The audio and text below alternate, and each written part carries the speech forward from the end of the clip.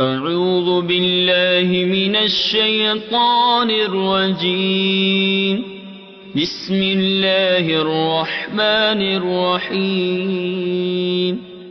تلك الرسل فضلنا بعضهم على بعض، منهم من كلم الله ورفع بعضهم درجات، وآتينا عيسى ابن مريم البينات وأيدناه بروح القدس، ولو شاء الله ما اقتتل الذين من بعدهم من بعد ما جاءتهم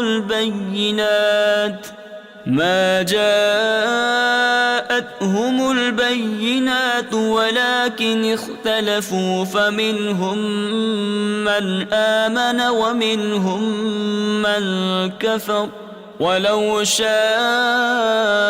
الله ما اقتتلوا ولكن الله يفعل ما يريد.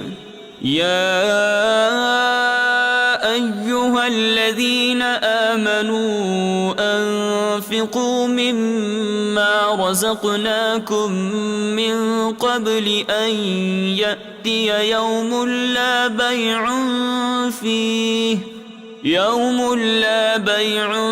فيه ولا خلة ولا شفاعة، والكافرون هم الظالمون. لا إكراه في الدين، قد تبين الرشد من الغي، فمن يكفر بالطاغوت ويؤمن بالله فقد استمسك بالعروة الوثقى، لا انفصام لها، والله سميع عليم. الله ولي الذين آمنوا يخرجهم من الظلمات إلى النور، والذين كفروا أولياؤهم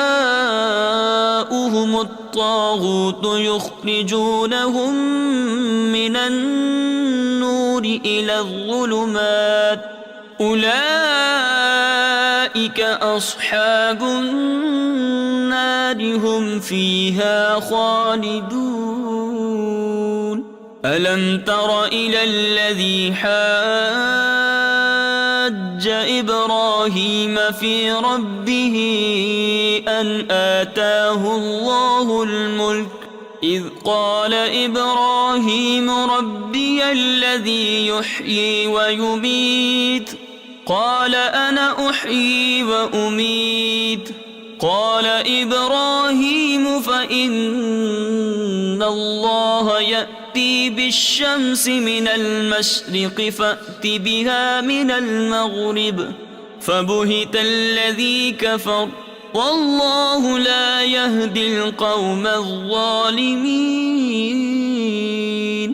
أو كالذي مر على قرية وهي خاوية على عروشها، قال أنى يحيي هذه الله بعد موتها، فأماته الله 100 عام ثم بعثه، قال كم لبثت؟ قال لبثت يوما أو بعض يوم، قال بل لبثت 100 عام، فانظر إلى طعامك وشرابك لم يتسنه، وانظر إلى حمارك ولنجعلك آية للناس، وانظر إلى العظام كيف ننشزها ثم نكسوها لحما، فلما تبين له قال أعلم أن الله على كل شيء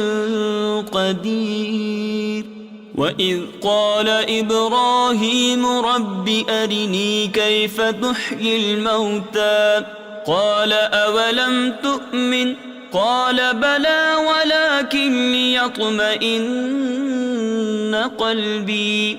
قال فخذ 4 من الطير فصرهن إليك ثم اجعل على كل جبل منهن جزءا ثم ادعهن يأتينك سعيا واعلم أن الله عزيز حكيم.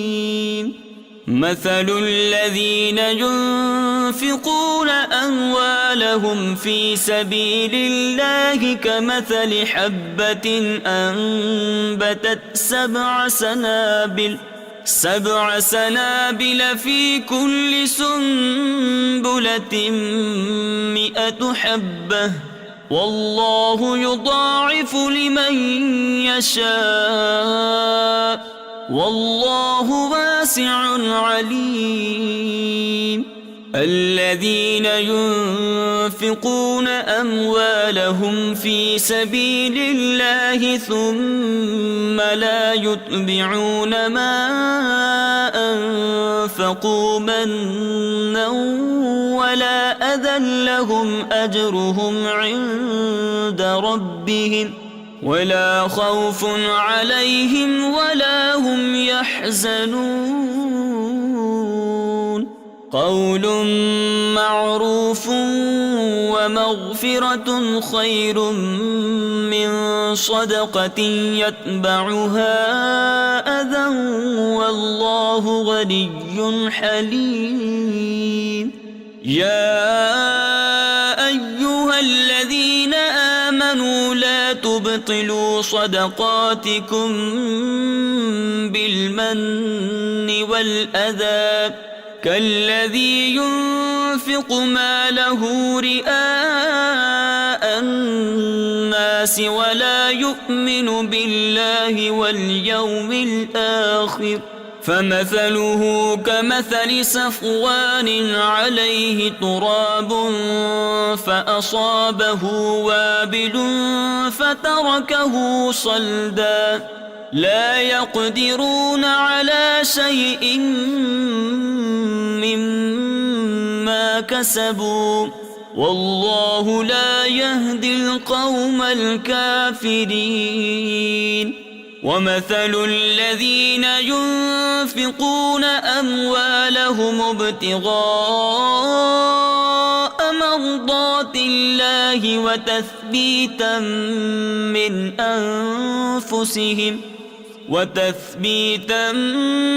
أنفسهم كمثل جنة بربوة أصابها وابل فآتت أكلها ضعفين فإن لم يصبها وابل فطل والله بما تعملون بصير.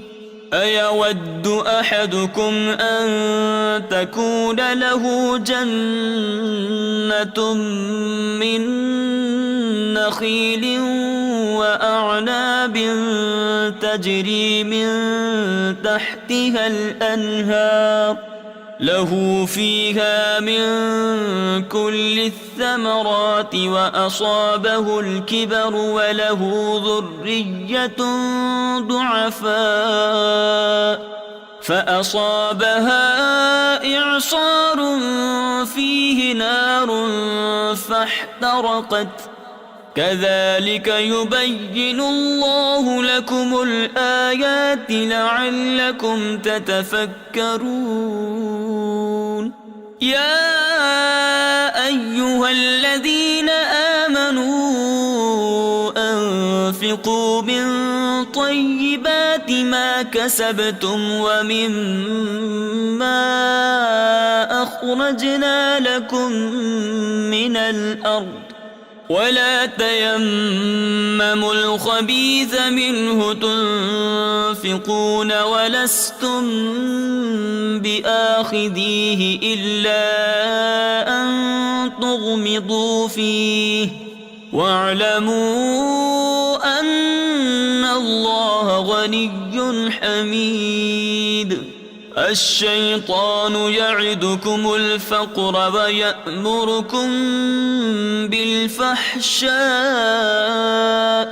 والله يعدكم مغفرة منه وفضلا والله واسع عليم يؤتي الحكمة من يشاء ومن يؤت الحكمة فقد أوتي خيرا كثيرا وما يذكر إلا أولو الألباب وما أنفقتم من نفقة أو نذرتم من نذر فإن الله يعلمه وما للظالمين من أنصار إن تبدوا الصدقات فنعما هي وإن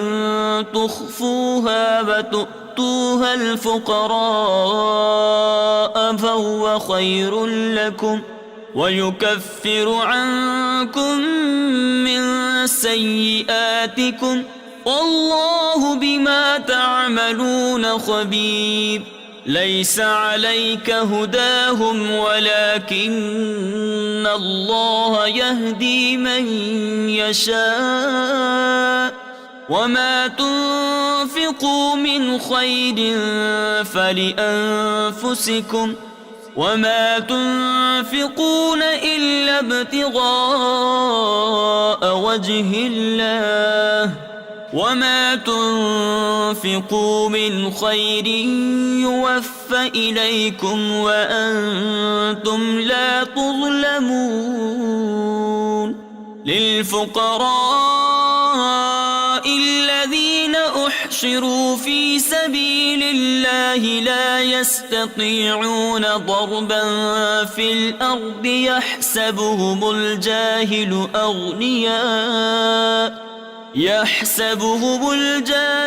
أغنياء من التعفف تعرفهم بسيماهم لا يسألون الناس إلحافا وما تنفقوا من خير فإن الله به عليم الذين ينفقون أموالهم بالليل والنهار سرا وعلانية فلهم أجرهم عند ربهم ولا خوف عليهم ولا هم يحزنون الذين يأكلون الربا لا يقومون إلا كما يقوم الذي يتخبطه الشيطان من المس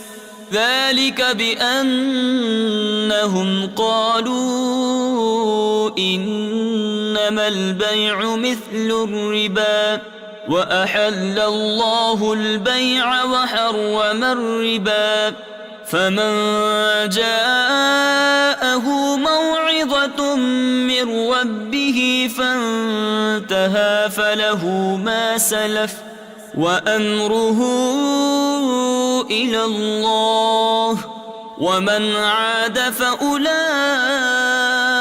أصحاب النار هم فيها خالدون يمحق الله الربا ويربي الصدقات والله لا يحب كل كفار أثيم إن الذين آمنوا وعملوا الصالحات وأقاموا الصلاة وآتوا الزكاة لهم أجرهم عند ربهم ولا خوف عليهم ولا هم يحزنون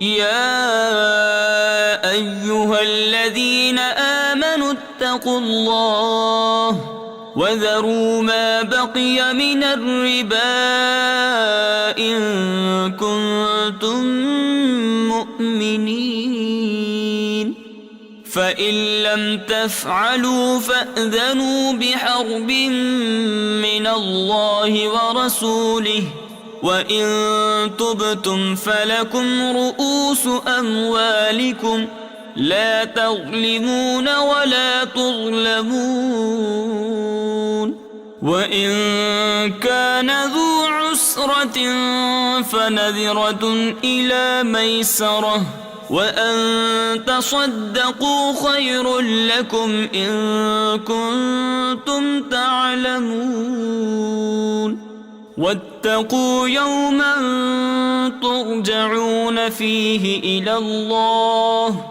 ثم توفى كل نفس ما كسبت وهم لا يظلمون يا أيها الذين آمنوا إذا تداينتم بدين إلى أجل مسمى فاكتبوه وليكتب بينكم كاتب بالعدل ولا يأب كاتب أن يكتب كما علمه الله فليكتب وليملل الذي عليه الحق وليتق الله ربه ولا يبخس منه شيئا فإن كان الذي عليه الحق سفيها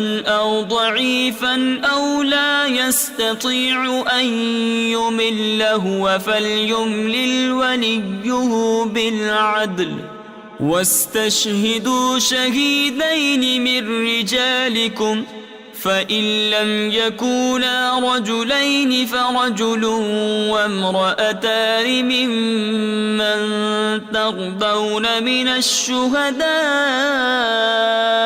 أن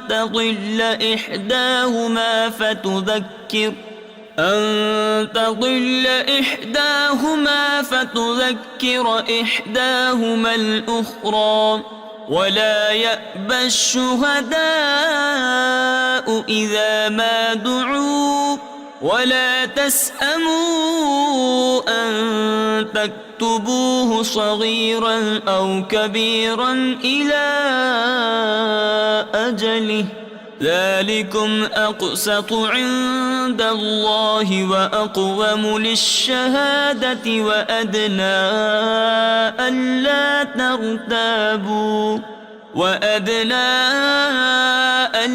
ترتابوا إلا أن تكون تجارة حاضرة تديرونها بينكم فليس عليكم جناح ألا تكتبوها وأشهدوا إذا تبايعتم ولا يضار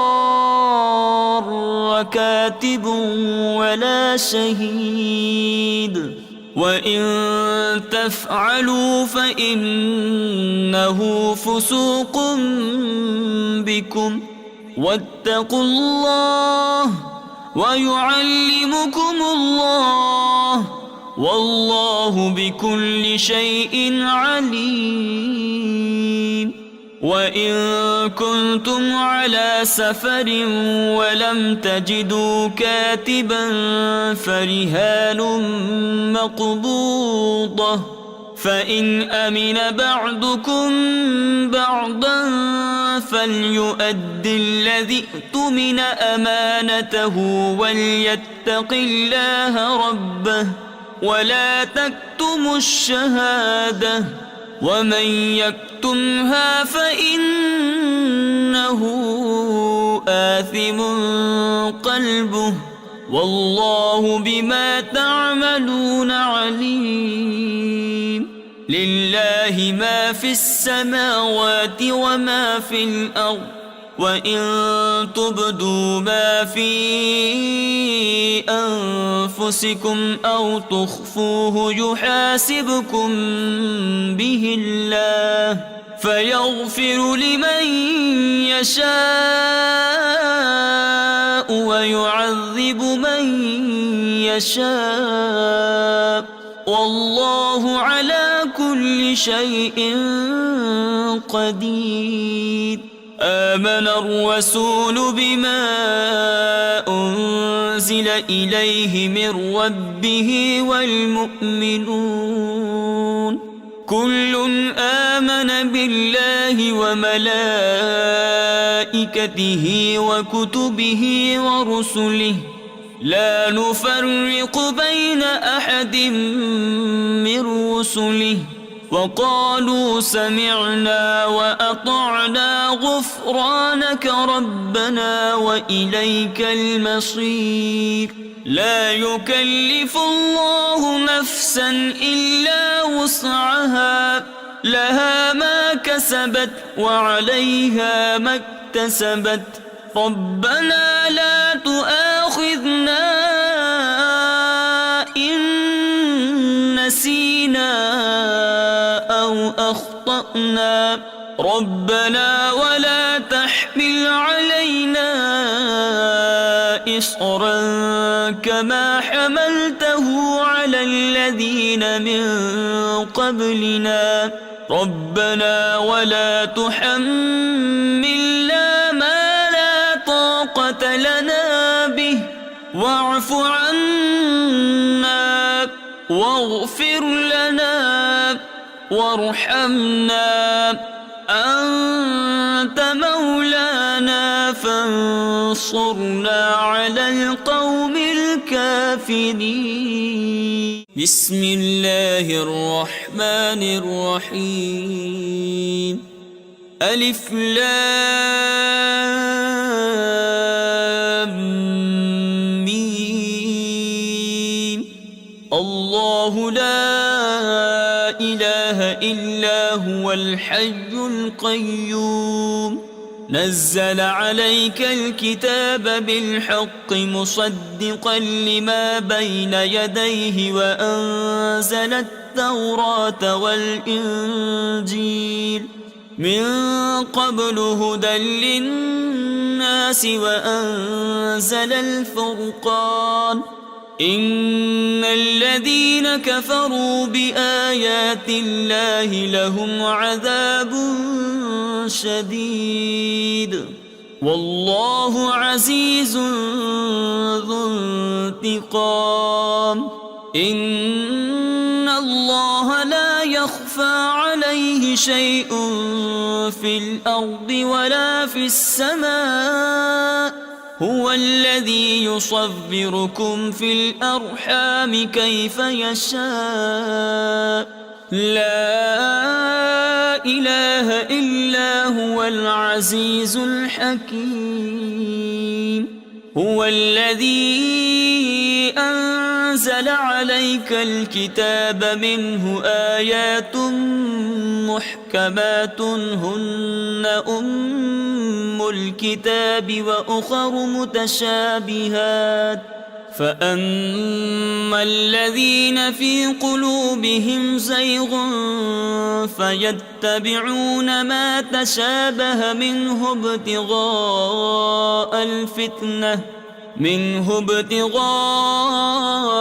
الفتنة وابتغاء تأويله وما يعلم تأويله إلا الله والراسخون في العلم يقولون آمنا به كل من عند ربنا وما يذكر إلا أولو الألباب. ربنا لا تزغ قلوبنا بعد إذ هديتنا وهب لنا من لدنك رحمة إنك أنت الوهاب. ربنا إنك إنك جامع الناس ليوم لا ريب فيه إن الله لا يخلف الميعاد إن الذين كفروا لن تغني عنهم أموالهم ولا أولادهم من الله شيئا وأولئك هم وقود النار كدأب آل فرعون والذين من قبلهم كذبوا بآياتنا فأخذهم الله بذنوبهم والله شديد العقاب قل للذين كفروا ستغلبون وتحشرون إلى جهنم وبئس المهاد قد كان لكم آية في فئتين التقتا فئة تقاتل في سبيل الله وأخرى كافرة يرونهم مثليهم رأي العين والله يؤيد بنصره من يشاء إن في ذلك لعبرة لأولي الأبصار زين للناس حب الشهوات من النساء والبنين والقناطير المقنطرة من الذهب والفضة والخيل المسومة والأنعام والحرث ذلك متاع الحياة الدنيا والله عنده حسن المآب قل أنبئكم بخير من ذلكم للذين اتقوا عند ربهم جنات تجري من تحتها الأنهار خالدين فيها وأزواج مطهرة ورضوان من الله والله بصير بالعباد الذين يقولون ربنا إننا آمنا فاغفر لنا ذنوبنا وقنا عذاب النار الصابرين والصادقين والقانتين والمنفقين والمستغفرين بالأسحار شهد الله أنه لا إله إلا هو والملائكة وأولو العلم قائما بالقسط لا إله إلا هو العزيز الحكيم إن الدين عند الله الإسلام وما اختلف الذين أوتوا الكتاب إلا من بعد ما جاءهم العلم بغيا بينهم ومن يكفر بآيات الله فإن الله سريع الحساب فإن حاجوك فقل أسلمت وجهي لله ومن اتبعني وقل للذين أوتوا الكتاب والأميين أأسلمتم فإن أسلموا فقد اهتدوا وإن تولوا فإنما عليك البلاغ والله بصير بالعباد.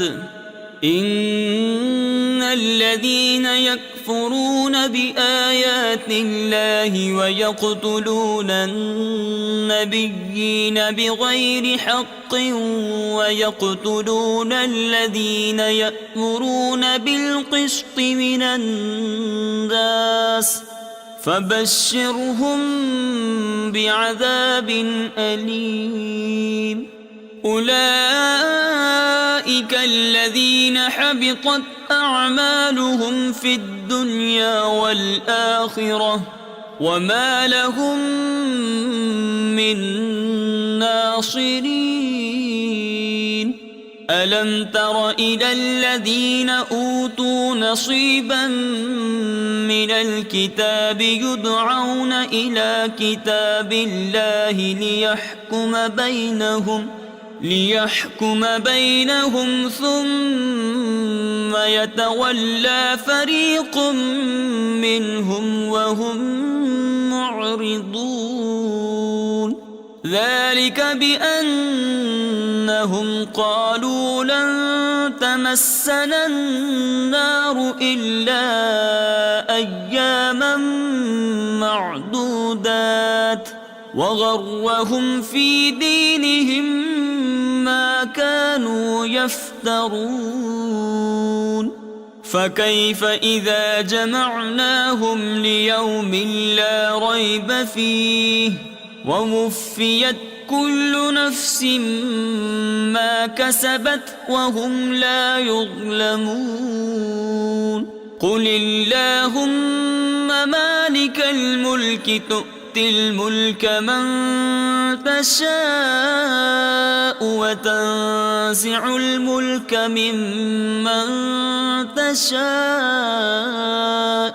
وتعز من تشاء وتذل من تشاء بيدك الخير إنك على كل شيء قدير. تولج الليل في النهار وتولج النهار في الليل وتخرج الحي من الميت وتخرج الميت من الحي وترزق من تشاء بغير حساب. لا يتخذ المؤمنون الكافرين أولياء من دون المؤمنين ومن يفعل ذلك فليس من الله في شيء إلا أن تتقوا منهم تقاه ويحذركم الله نفسه وإلى الله المصير. قل إن تخفوا ما في صدوركم أو تبدوه يعلمه الله ويعلم ما في السماوات وما في الأرض والله على كل شيء قدير. يوم تجد كل نفس ما عملت من خير محضرا وما عملت من سوء تود لو أن بينها وبينه أمدا بعيدا ويحذركم الله نفسه والله رؤوف بالعباد. قل إن كنتم تحبون الله فاتبعوني يحببكم الله ويغفر لكم ذنوبكم والله غفور رحيم. قل أطيعوا الله والرسول فإن تولوا فإن الله لا يحب الكافرين. إن الله اصطفى آدم ونوحا وآل إبراهيم وآل عمران على العالمين ذرية بعضها من بعض والله سميع عليم. إذ قالت امرأة عمران رب إني نذرت لك ما في بطني محررا فتقبل مني إنك أنت السميع العليم. فلما وضعتها قالت رب إني وضعتها أنثى والله أعلم بما وضعت وليس الذكر كالأنثى وإني سميتها مريم وإني أعيذها بك وذريتها من الشيطان الرجيم. فتقبلها ربها بقبول حسن وأنبتها نباتا حسنا وكفلها زكريا. كلما دخل عليها زكريا المحراب وجد عندها رزقا قال يا مريم أنى لك هذا قالت هو من عند الله إن الله يرزق من يشاء بغير حساب. هنالك دعا زكريا ربه قال رب هب لي من لدنك ذرية طيبة إنك سميع الدعاء.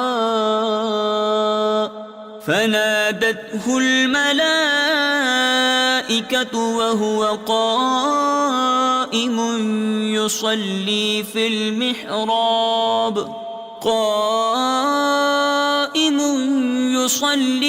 المحراب أن الله يبشرك بيحيى مصدقا بكلمة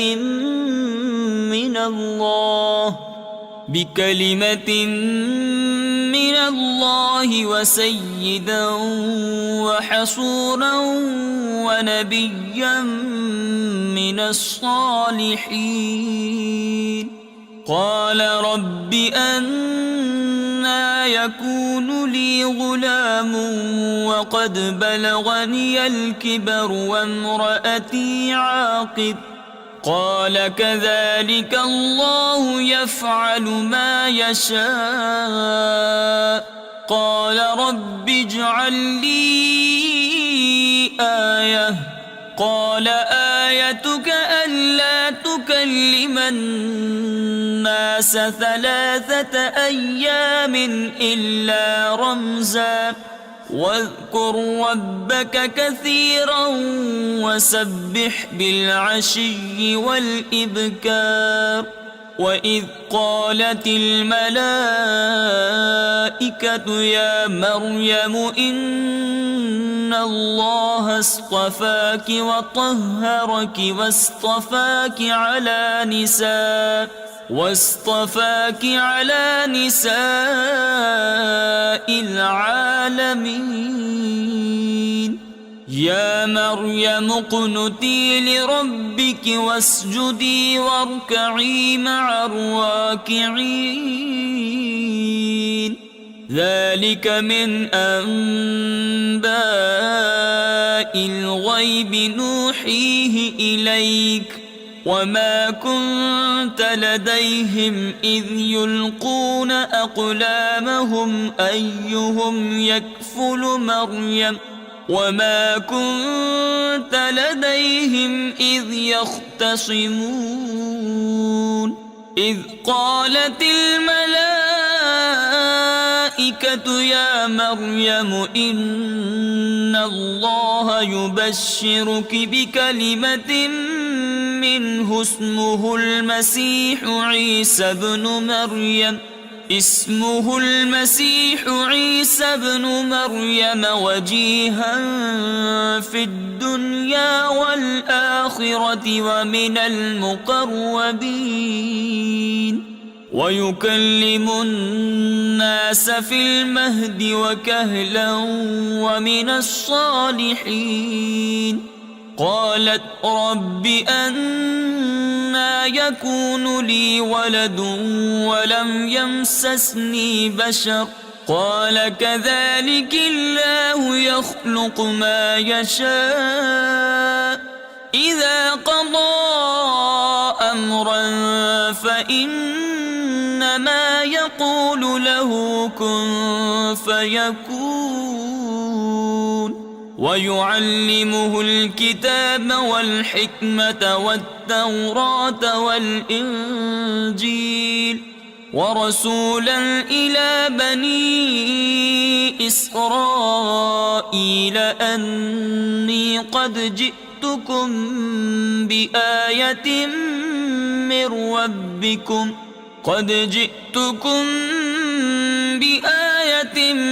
ربكم أني أخلق لكم من الطين كهيئة الطير فأنفخ فيه فيكون طيرا بإذن الله وأبرئ الأكمه والأبرص وأحيي الموتى بإذن الله وأنبئكم بما تأكلون وما تدخرون في بيوتكم إن في ذلك لآية لكم إن كنتم مؤمنين. ومصدقا لما بين يدي من التوراة ولأحل لكم بعض الذي حرم عليكم وجئتكم بآية من ربكم فاتقوا الله وأطيعون إن الله ربي وربكم فاعبدوه هذا صراط مستقيم. فلما أحس عيسى منهم الكفر قال من أنصاري إلى الله قال الحواريون نحن أنصار الله آمنا بالله واشهد بأننا مسلمون. ربنا آمنا بما أنزلت واتبعنا الرسول فاكتبنا مع الشاهدين. ومكروا ومكر الله والله خير الماكرين. إذ قال الله يا عيسى إني متوفيك ورافعك إلي ومطهرك من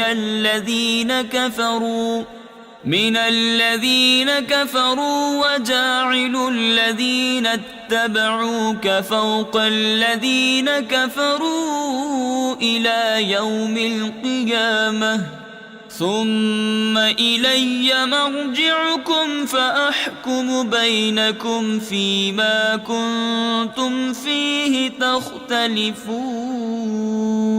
فأما الذين كفروا فأعذبهم عذابا شديدا في الدنيا والآخرة وما لهم من ناصرين.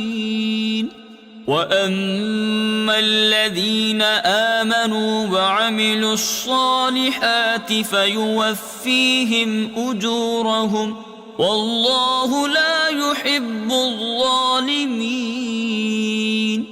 ذلك نتلوه عليك من الآيات والذكر الحكيم.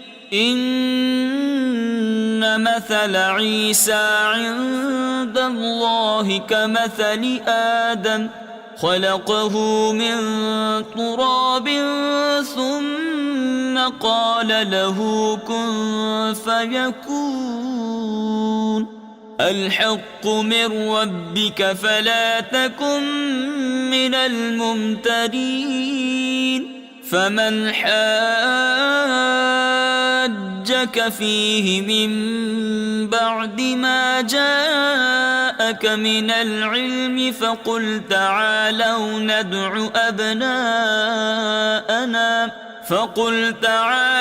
ندع أبناءنا وأبناءكم ونساءكم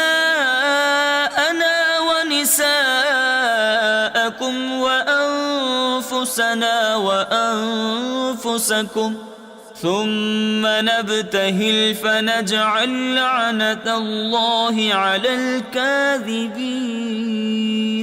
إن هذا لهو القصص الحق وما من إله إلا الله وإن الله لهو العزيز الحكيم.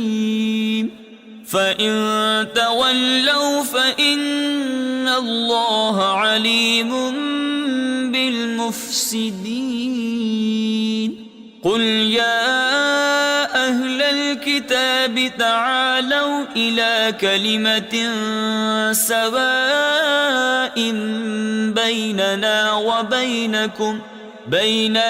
وبينكم ألا نعبد إلا الله ولا نشرك به شيئا ولا يتخذ بعضنا بعضا أربابا من دون الله. فإن تولوا فقولوا اشهدوا بأننا مسلمون. يا أهل الكتاب لم تحاجون في إبراهيم وما أنزلت التوراة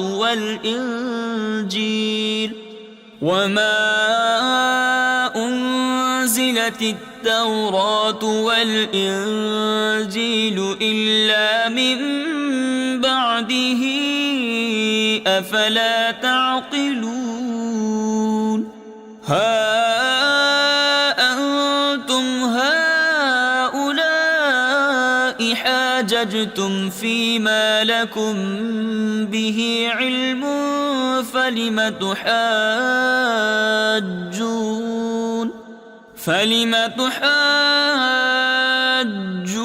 فيما ليس لكم به علم والله يعلم وأنتم لا تعلمون. ما كان إبراهيم يهوديا ولا نصرانيا ولكن كان حنيفا مسلما وما كان من المشركين. إن أولى الناس بإبراهيم للذين اتبعوه وهذا النبي والذين آمنوا والله ولي المؤمنين. ودت طائفة من أهل الكتاب لو يضلونكم وما يضلون إلا أنفسهم وما يشعرون. يا أهل الكتاب لم تكفرون بآيات الله وأنتم تشهدون. يا أهل الكتاب لم تلبسون الحق بالباطل وتكتمون الحق وأنتم تعلمون. وقالت طائفة من أهل الكتاب آمنوا بالذي أنزل على الذين آمنوا وجه النهار واكفروا آخره لعلهم يرجعون. ولا تؤمنوا إلا لمن تبع دينكم قل إن الهدى هدى الله أن يؤتى أحد مثل ما أوتيتم أو يحاجوكم عند ربكم قل إن الفضل بيد الله يؤتيه من يشاء والله واسع عليم. يختص برحمته من يشاء والله ذو الفضل العظيم. ومن أهل الكتاب من إن تأمنه بقنطار يؤده إليك ومنهم من إن تأمنه بدينار لا يؤده إليك إلا ما دمت عليه قائما ذلك بأنهم قالوا ليس علينا في الأميين سبيل ويقولون على الله الكذب وهم يعلمون. بلى من أوفى بعهده واتقى فإن الله يحب المتقين. إن الذين يشترون بعهد الله وأيمانهم ثمنا قليلا أولئك لا خلاق لهم في الآخرة ولا يكلمهم الله ولا ينظر إليهم يوم القيامة ولا يزكيهم ولهم عذاب أليم. وإن منهم لفريقا يلوون ألسنتهم بالكتاب لتحسبوه من الكتاب وما هو من الكتاب ويقولون هو من عند الله وما هو من عند الله ويقولون على الله الكذب وهم يعلمون. ما كان لبشر أن يؤتيه الله الكتاب والحكم والنبوة ثم يقول للناس كونوا عبادا لي من دون الله ولكن كونوا ربانيين بما كنتم تعلمون الكتاب وبما كنتم تدرسون. ولا يأمركم أن تتخذوا الملائكة والنبيين أربابا أيأمركم بالكفر بعد إذ أنتم مسلمون. وإذ أخذ الله ميثاق النبيين لما آتيتكم من كتاب وحكمة ثم جاءكم رسول مصدق لما معكم لتؤمنن به ولتنصرنه قال أأقررتم وأخذتم على ذلكم إصري قالوا أقررنا قال فاشهدوا وأنا معكم من الشاهدين فمن تولى بعد ذلك فأولئك هم الفاسقون أفغير دين الله يبغون وله أسلم من في السماوات والأرض طوعا وكرها وإليه يرجعون قل آمنا بالله وما أنزل علينا وما أنزل على إبراهيم وإسماعيل وإسحاق وما أنزل على إبراهيم وإسماعيل وإسحاق ويعقوب والأسباط وما أوتي موسى وعيسى والنبيون من ربهم لا نفرق بين أحد منهم ونحن له مسلمون ومن يبتغ غير الإسلام دينا فلن يقبل منه وهو في الآخرة من الخاسرين كيف يهدي الله قوما كفروا بعد إيمانهم وشهدوا أن الرسول حق وجاءهم البينات والله لا يهدي القوم الظالمين أولئك جزاؤهم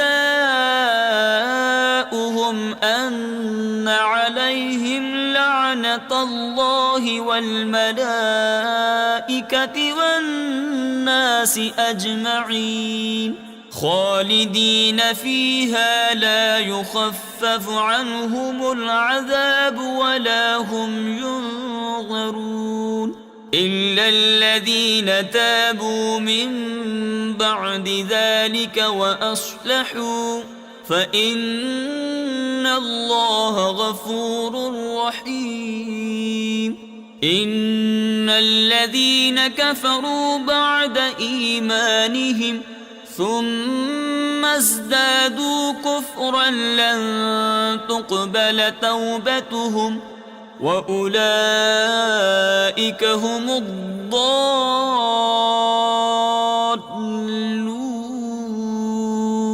إن الذين كفروا وماتوا وهم كفار فلن يقبل من أحدهم